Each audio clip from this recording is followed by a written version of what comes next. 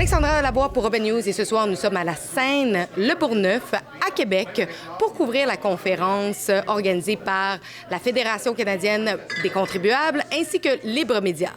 Le thème de ce soir, vers la fin du modèle québécois. Est-ce la fin?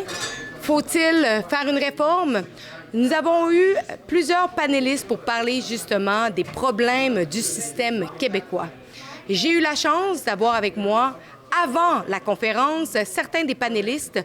Donc, je vous laisse sur les entrevues que j'ai eues avec les panélistes, ainsi que certains extraits de la conférence. Si on ne fait pas les bons choix dans les prochaines années, le Québec pourrait se retrouver avec un niveau de vie plus bas. Puis évidemment, on ne veut pas ça pour les prochaines générations. Est-ce que le modèle québécois est en déclin? Et je veux savoir, qu'est-ce que vous pensez de ça? Bien, je pense que ça serait difficile de dire le contraire, là. J'espère que tous les autres panélistes vont s'entendre sur ce constat-là. Bien, en fait, je pense que les derniers événements là, politiques nous le montrent un peu. Là, on a un gouvernement qui est à bout de souffle. Il essaie de transformer la société avec toutes sortes de projets de loi, par décret, par mesure d'urgence. Ça ne fonctionne pas. Donc, c'est le premier ministre qui le dit lui-même. Donc, je ne serais pas super original là-dessus. Il le dit dans son discours inaugural de la nouvelle session. Il a dit « c'est comme une camisole de force ». Le modèle québécois, on est emprisonné là-dedans, on essaie d'en sortir, on ne sait pas comment faire.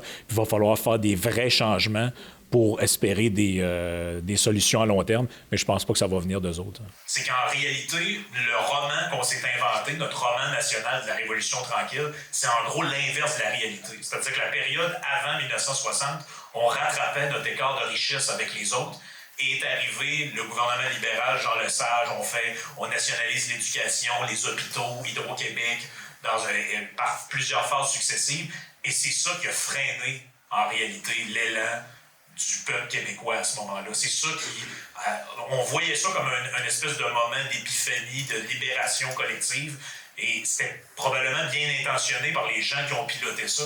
Mais loin de nous rendre plus riches, ça nous a rendus dépendants à l'État. On voulait nous enrichir avec ça, puis on pensait que se créer des institutions, se créer un système public d'éducation, mais ça n'a jamais été supposé d'être pour toujours, ça. On pensait qu'à un moment donné, le peuple québécois allait être assez riche, assez développé, avec un esprit entrepreneurial assez grand, puis on avait enfin dépassé notre complexe d'infériorité par rapport aux Anglais, qu'on pourrait nous-mêmes se prendre en main, faire nos propres entreprises, gérer nos propres choses, mais ce moment-là n'est jamais arrivé.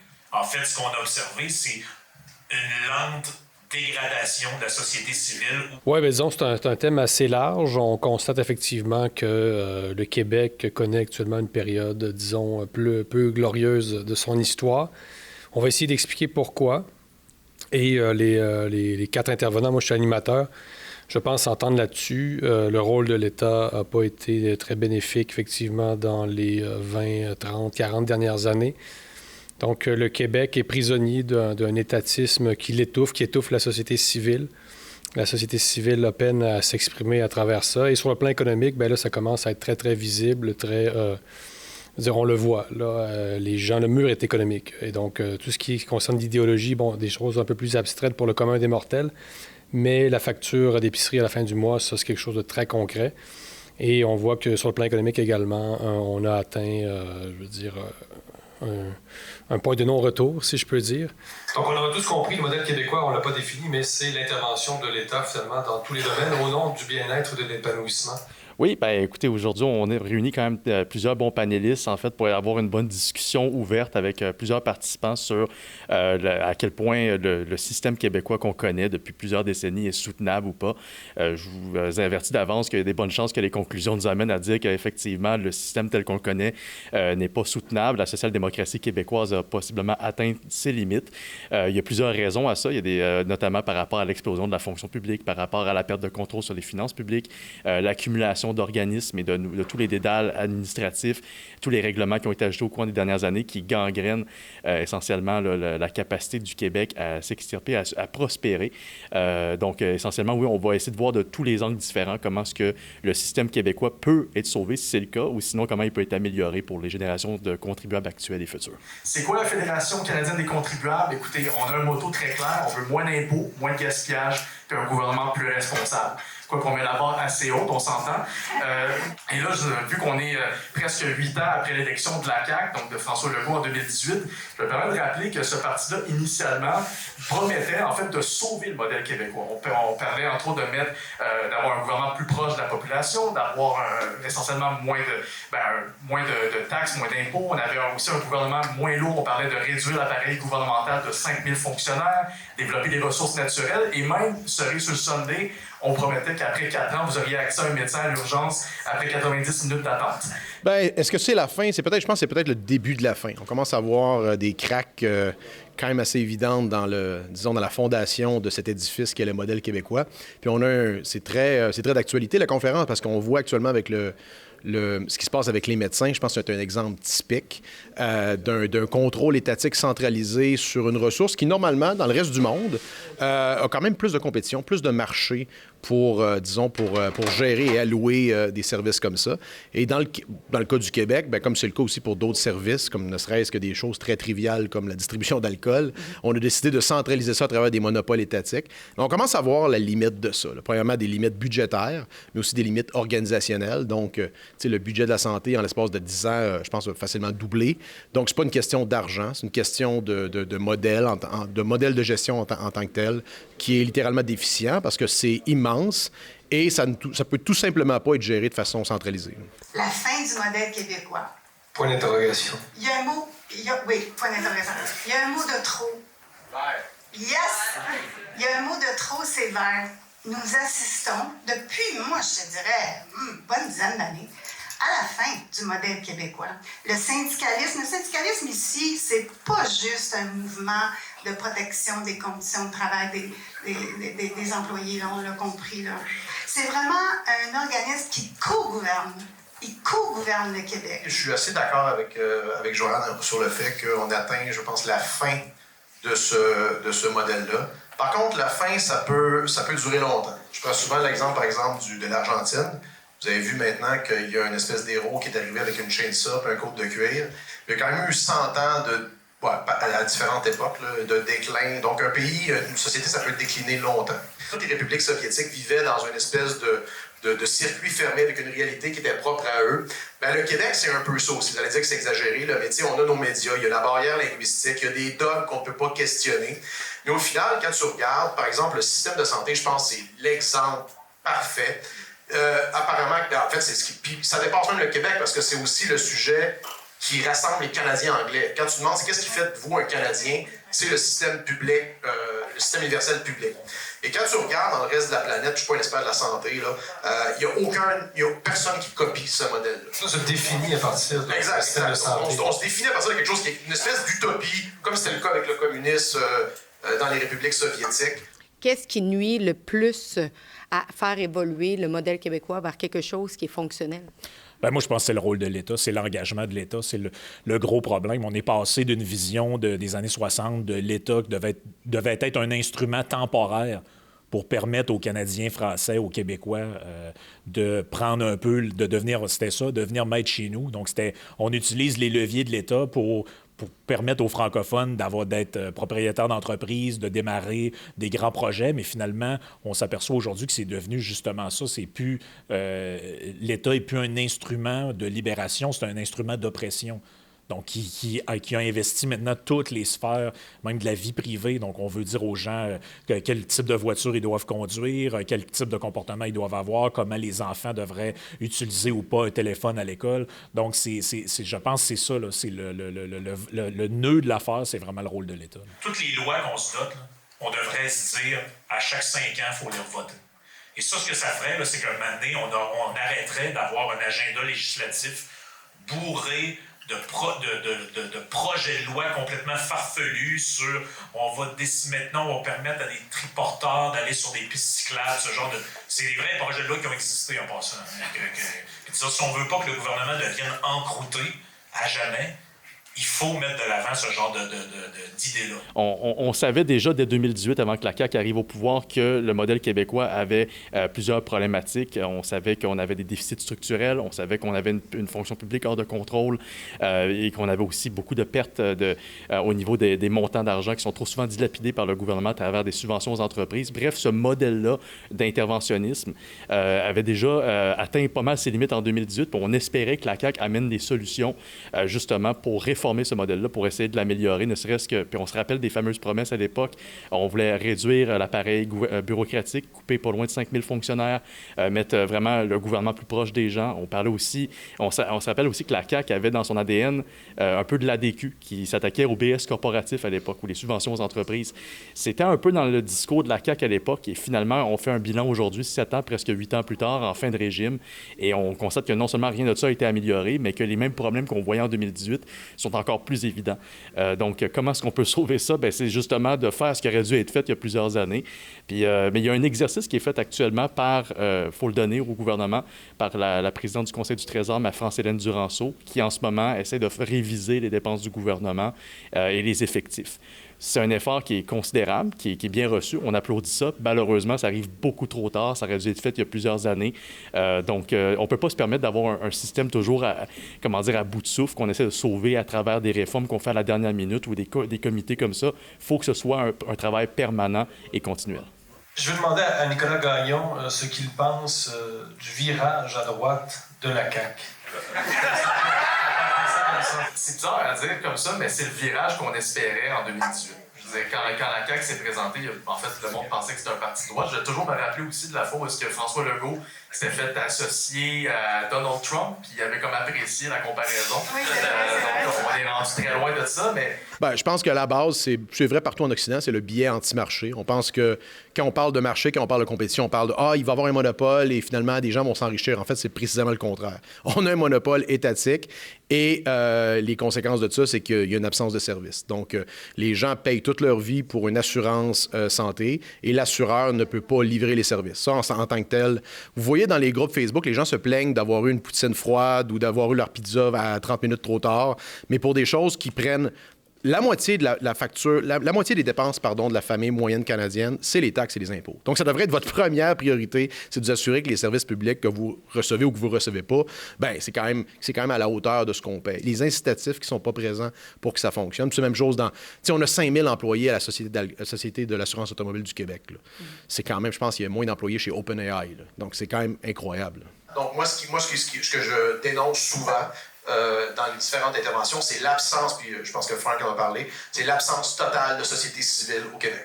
C'est l'absence totale. Il y a les médias, il y a les syndicats, il y a les grandes corporations, that's it. Il n'y a personne d'autre. Il y a les chambres de commerce qui sont maintenant littéralement des perroquets du gouvernement. Mais contrairement, et on se pense moralement supérieur à la société anglo-saxonne, là, je peux vous dire que dans la société anglo-saxonne, incluant le Canada anglais, il y a beaucoup plus d'associations civiles, que ce soit des associations de quartier, de philanthropie aussi. Exactement, philanthropie, on ne donne pas les universités, etc. Le socialisme, le communisme et le marxisme, ça a échoué au Cambodge, en Union soviétique, ça a échoué en Corée du Nord, puis c'est pour les mêmes raisons que ça a échoué. Puis c'est aussi lié, je dirais, à une culture qui est bien ancrée au Québec, où est-ce qu'on a beaucoup trop dépendu de l'interventionnisme jusqu'à maintenant. On sait aussi à quel point nos grandes entreprises au Québec, pour nous nommer entre autres que les bombardiers de ce monde, ont été très dépendants du gouvernement à travers différents types d'aides. Donc ça, c'est aussi un modèle qu'on doit réviser. Mais bon, il y a énormément de solutions à mettre de l'avant, mais je pense que la première solution, c'est de démontrer en fait que les Québécois peuvent effectivement réussir sans que le gouvernement soit dans leur genre. Il ne faut pas oublier qu'on a développé le modèle québécois en réaction justement à l'océan anglo-saxon et qu'on était Québécois à travers le modèle québécois. Et c'est pour ça qu'aujourd'hui, critiquer le modèle québécois, c'est comme critiquer le Québec. C'est-à-dire, vous remettez en question l'étatisme et vous faites du Québec bashing. Effectivement, au Québec, c'est très, très mal vu de critiquer le modèle québécois parce que c'est comme s'attaquer à la nation québécoise elle-même. Donc, quand vous critiquez le modèle québécois, vous faites peut-être du Québec bashing. Durant la pandémie, ça a atteint des sommets, cette logique-là. Donc, vous étiez opposé aux mesures sanitaires abusées. Vous étiez contre le Québec. Donc, le Québec se rêvait en plus en peuple solidaire, alors que, bon, c'était la délation, puis finalement l'égoïsme qui prédominait durant toute cette période-là. Donc, oui, c'est un tabou. En fait, moi, je le remarque comme comme chroniqueur, etc., sur les médias sociaux, on peut parler de bien des choses. On pense, par exemple, que l'immigration est un sujet sensible, mais le Québec est peut-être un sujet encore plus sensible d'une certaine façon que l'immigration. Toucher au Québec, c'est s'attaquer vraiment à des cordes sensibles. Donc ça, on en est conscient, on fait attention, mais en même temps, il faut se lancer. Il faut être capable de s'assumer et de dire ce qu'on pense. L'État a remplacé l'Église. Donc, les Québécois ont un sentiment religieux envers l'État. Donc, c'est vraiment, même concrètement, c'est-à-dire on sait qu'avant, par exemple, le domaine de la santé était assumé par les religieux, finalement, comme on disait, les religieux. Donc, l'État s'est accaparé des domaines de la société qui étaient attribués au clergé. Donc, l'État au Québec, le gouvernement, est pratiquement sacré. Donc, ça fait de nous des hérétiques, finalement, que si on s'attaquait à quelque chose de sacré, c'est blasphémer. Ben, moi, si je critique le modèle québécois, premièrement, c'est parce que j'aime le Québec. Je crois au potentiel du Québec. Moi-même, j'investis quand même avec mon groupe des millions de dollars dans le sol même du Québec. Donc, si je croyais pas au potentiel du Québec, je serais pas ici. Donc, je pense que c'est légitime de critiquer ce modèle-là parce qu'on pense qu'on peut faire mieux. On pense qu'il y a des systèmes qui sont meilleurs partout. En fait, c'est un peu ça, je pense, le grand mensonge. C'est que le modèle québécois est supposément adulé de tous, mais répliqué par personne dans le reste de la planète. Donc, je pense que c'est ça. On est un peu... je fais souvent un peu la comparaison avec le mur de Berlin. Ici, aussi, la chute du mur, pardon. Ici, il y a beaucoup la barrière linguistique. Il y a une espèce de consensus médiatique aussi qui est difficile à briser. Tout le monde s'entend. Il y a une espèce de faux consensus qui est quand même enfoncé dans la gorge. Tu sais, même le Québec King n'est pas très vocal là-dessus. Je pense qu'il y a une très petite minorité qui ose s'exprimer là-dessus, beaucoup plus la droite économique, etc. Moi, je pense que c'est déplorable. Je pense qu'il y a des gens qui devraient avoir... des gens proéminents qui devraient... On commence à voir un petit peu à gauche et à droite des gens s'exprimer sur des sujets précis, mais en tant que tel, le modèle fait quand même relativement consensus encore. On critique le modèle québécois parce qu'on aime le Québec. Tout simplement. Parce qu'à la fin de la journée, le modèle québécois comme tel, c'est même pas tant une représentation de la nation québécoise, mais plutôt de son gouvernement et de ses tentacules qu'on n'a jamais essayé de contrôler au courant des dernières décennies. C'est essentiellement la projection de ce qu'on a vu à travers la Révolution tranquille et qui s'est perpétuée. Mais est-ce que c'est le reflet du Québec d'aujourd'hui? Est-ce que ça a toujours été le reflet du Québec? Je ne crois pas. Donc, de penser que critiquer le modèle québécois, ça revient à haïr le Québec, c'est carrément à côté de la traque. Je pense qu'on peut... C'est plutôt l'inverse. Si vous aimez vraiment le Québec, vous allez critiquer le modèle québécois et vous allez demander à ce qu'il change pour que ce soit meilleur pour les futures générations également. En réalité, à part Pauline Marois, je pense que tous les chefs d'État qui ont gouverné le Québec depuis le référendum de 95 le savent, que le modèle est brisé. Bouchard a essayé de faire une couple de trucs quand il était au Parti québécois. Le parti a eu sa peau. Et après, il a écrit le manifeste des Lucides dans lequel il dit pratiquement ce qu'on dit aujourd'hui. Il y a 15 ans de ça déjà. Jean Charest s'est fait élire en promettant la réingénierie de l'État parce qu'il savait, lui aussi, que ce système-là était irréformable. Finalement, la chaudière à courage était vide dans son cas aussi. Plusieurs diraient que le déclin du modèle québécois ou le déclin du Québec est dû au Canada. Qu'est-ce que vous leur répondriez? Bien, c'est pas complètement faux au sens où je pense qu'on observe les mêmes choses dans le... En fait, je pense que le Canada est en train de se québéciser. C'est un peu ça qu'on voit. Donc, les autres provinces essaient d'imiter les programmes, l'interventionnisme d'État. Ça fonctionne pas vraiment. C'est une avenue qui, à mon avis, n'a pas d'avenir. Il faut changer de cap par rapport à ça. Mais moi, je me dis tout le temps, comment est-ce qu'on peut penser, avec le peu de maturité qu'on a sur ces enjeux-là, pour vrai, mettons, tu t'embarques dans le processus référendaire, l'indépendance, c'est une aventure auquel les gens n'ont absolument pas la maturité de s'embarquer. Ils ne sont même pas capables de comprendre qu'il faut qu'on coupe les dépenses pour boucler le budget. Bien, moi, le Canada, je trouve que c'est pas un pays très sérieux. M'en affranchir me ferait pas trop de peine, je dois l'avouer. Je pense qu'à long terme, le Québec gagnerait quand même à être indépendant, mais ça va prendre du temps. C'est-à-dire du jour au lendemain, on ne réglera pas tous les problèmes. Et le risque, c'est quand même effectivement ces tendances autoritaires qu'on a vues durant la pandémie. Est-ce qu'elles vont ressurgir plus fort? Bon, certains parlent de Cuba du Nord. Je trouve ça un peu exagéré pour connaître un peu Cuba. Disons qu'on n'est pas encore rendu là. Le Canada a le droit d'exister, mais c'est un pays assez ringard. Plus ringard que le Québec, je pense, malgré tout. c'est vrai qu'en ce moment, on a de la difficulté à voir comment est-ce que le Canada aide les différentes provinces à l'intérieur de cette confédération-là. Je veux dire, on pourrait avoir le même concept puis, en Alberta, par exemple, ou en Saskatchewan. Est-ce que le fédéral, est-ce que Ottawa est un levier pour nous aider ou est-ce qu'il nous nuit davantage? C'est une bonne conversation à avoir. Ceci étant dit, je ne vais pas nécessairement dire que c'est à cause du Canada si le Québec va mal. Les deux ont leurs problèmes respectifs. Puis il y a souvent des gens qui disent, bien, écoutez, si on veut sortir, par exemple, de l'endettement, se soustraire de l'endettement fédéral, bien, on a juste à se séparer. Comme ça, on n'aura plus à payer pour les déficits chroniques que Trudeau a accumulés et que Carney continue d'accumuler présentement. Mais la réalité, c'est que ça, c'est une tendance qu'on observe depuis une dizaine d'années, en fait. Mais quand on regarde les déficits structurels du Québec, on a des problèmes beaucoup plus larges qui sont là depuis plus longtemps. Ça fait au-dessus de 25 ans qu'on a des déficits structurels au Québec. Donc, les problèmes qu'on a n'ont rien à voir directement avec le gouvernement fédéral. C'est aussi une question de gestion locale. Puis l'indépendance, ça peut régler bien des problèmes. Est-ce que ça va régler ce problème-là spécifiquement? J'en doute. Ben, message au mouvement souverainiste. Moi, si vous voulez faire la Suisse en Amérique, je suis partant. Mais ce que j'entends de Paul Saint-Pierre Plamondon et de Mathieu Bock-Côté et ses acolytes, c'est qu'ils veulent reproduire la France en Amérique. Moi, ça ne m'intéresse pas. À la limite, le statu quo est moins pire que ça. Donc, moi, c'est purement cet argument-là. Sur le fond, moi, je suis un décentralisateur, donc je ne suis pas conceptuellement contre le principe de la souveraineté. Mais en fait, je n'ai rien en commun. Je pense que c'est ça qu'on s'est rendu compte dans les dernières années, c'est que des gens qui étaient peut-être un peu fédéralistes par obligation ou de facto, là, on se rend compte qu'on n'a pas grand-chose en commun avec le Canada anglais, particulièrement avec l'espèce de psychodrame Elbows Up. Donc, moi, je suis ouvert, mais à mon avis, ça ne peut pas être porté par les socialistes du Parti québécois.